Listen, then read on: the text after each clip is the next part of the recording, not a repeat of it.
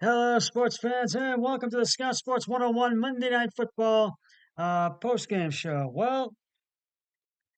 Uh, fans and some players might roll their eyes when a Week 6 game is described as a must-win, but that doesn't matter to Dak Prescott after playing one of the worst games in his 8-year career last week with a bye week on the horizon.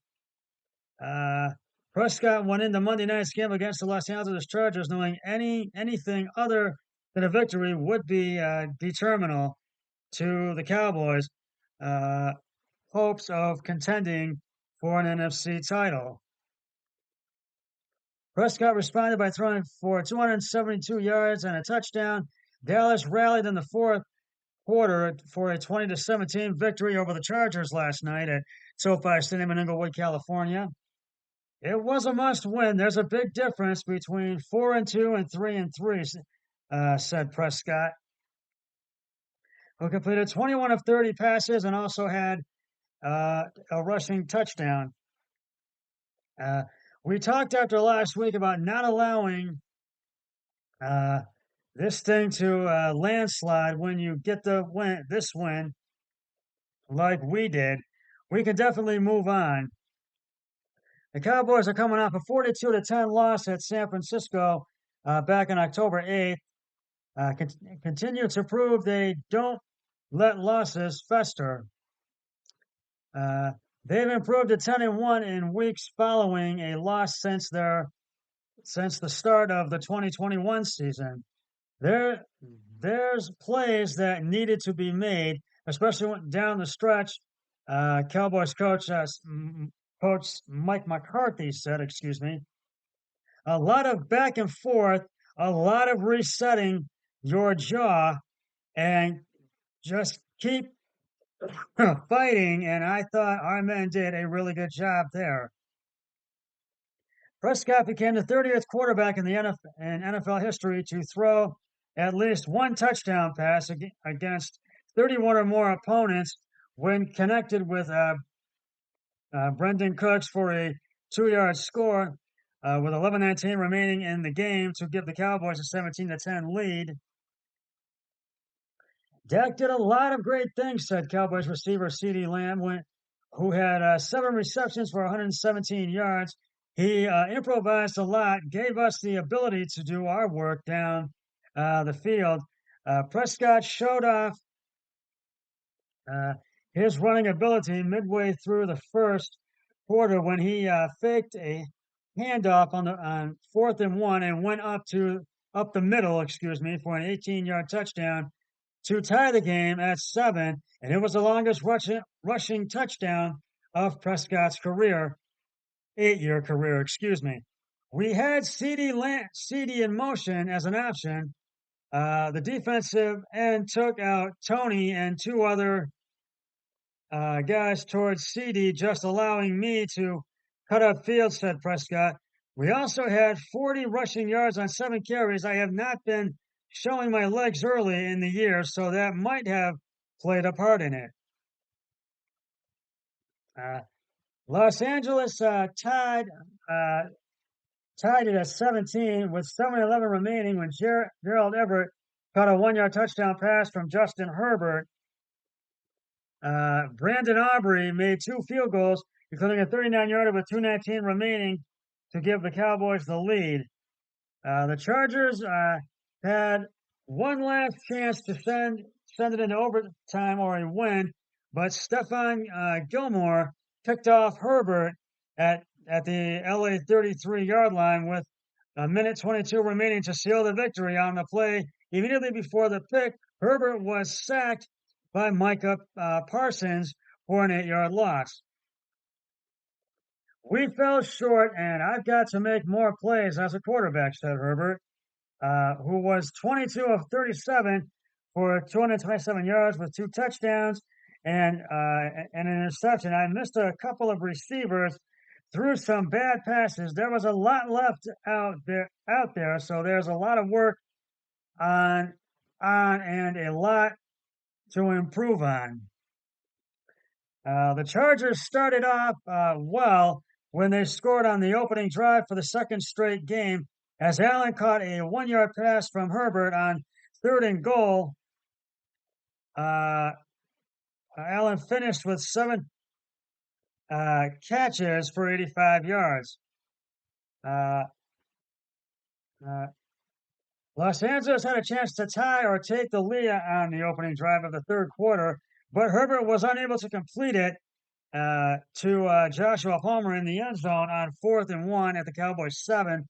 I thought we were really good most of the night on third down. I thought we pressured the quarterback at a high level, but Dak made a couple of plays on that last drive, but it hurt us. Coach Brandon Staley said, excuse me, Cook's touchdown was set up by a 60-yard reception by Pollard on the first play of the fourth quarter. Prescott scrambled out of pressure on 3rd and 11 at the Dallas 24 and completed a short pass to Pollard on the 32, excuse me. Pollard then spun out of a tackle by Chargers cornerback Michael Davis at the 40 and appeared as if he would score a touchdown until he was brought down by Asante Samuel at the Chargers 16. The throw to Pollard is one of those fluke plays off the scramble where we have him, and you give credit to Dak for making a big play, Staley said. And the Chargers tied it in the fourth when they took over on the Cowboys 20 after a muffed punt.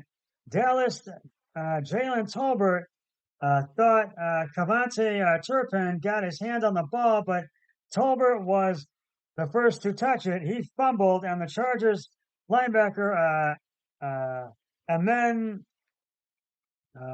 Ogbon Bamiga recovered it, and it was originally called a down punt, but it was reversed after the Chargers challenged the call. So, and the Chargers did have some injuries. Defensive lineman Sebastian Joseph Day suffered a knee injury in the first play of the game, but came back in the second half. Cornerback Raheem Lane also sustained a knee injury in the third quarter and did not return. So the Chargers will have work to do for their next opponent as they travel to KC to face the Chiefs. The Chiefs swept last year's series and have won the last 3 meetings against the Chargers. Cowboys have their bye before hosting the Rams on October 29th. So they got their work cut out, and I'm going to give the game balls out right now. Dak Prescott, 21 of 30 carries and attempts, 272 yards rushing, 1 touchdown. Didn't have an interception on the night, and that was receiving touchdowns. Well, and for passing, 40 yards, 7 attempts, 1 touchdown. CeeDee Lamb, 7 receptions, 117 yards. So the Cowboys go to 4-2, and the Chargers fall to 2-3.